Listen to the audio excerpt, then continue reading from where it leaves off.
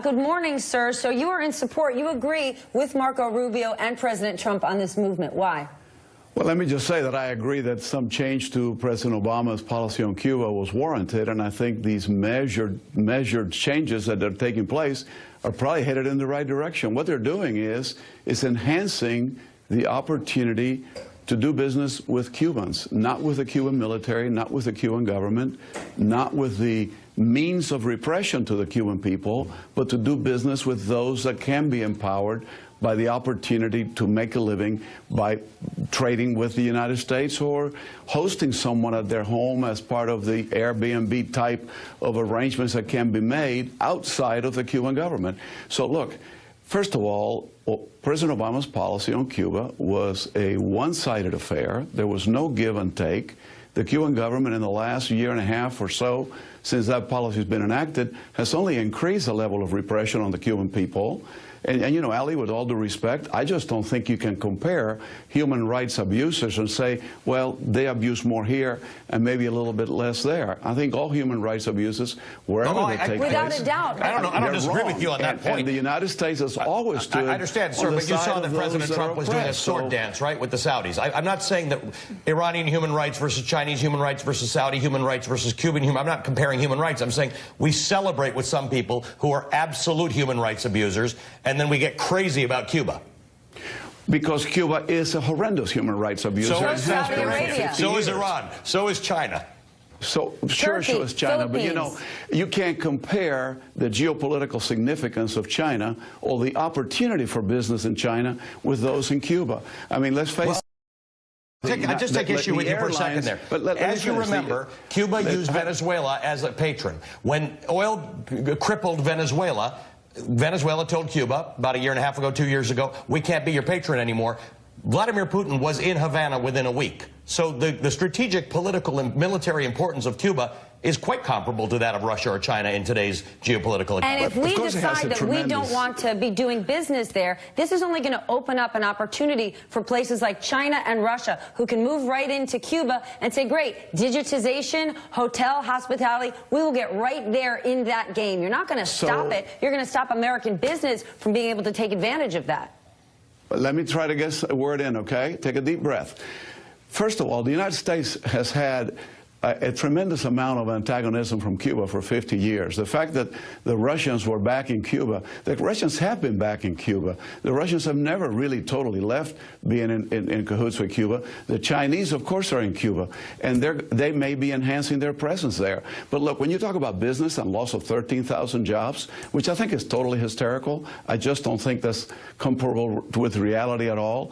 You got to consider that airlines that started flying into Cuba, airlines that were thinking this would be a great bonanza to them, have cut back flights over the last year.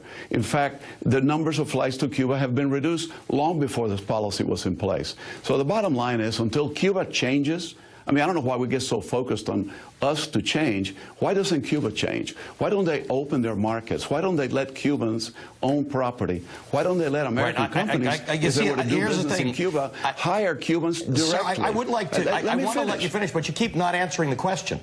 Right? You don't apply that standard to Saudi Arabia. You don't apply that standard to China. You don't apply that standard to Russia. You don't apply that standard to Turkey. You don't apply that standard anywhere else. And yet, for some reason, this is the greatest offense. And now you're going to tell me about all sorts of other things. I want you to answer one question that we ask you that's actually a question about this. Let me tell you one other thing.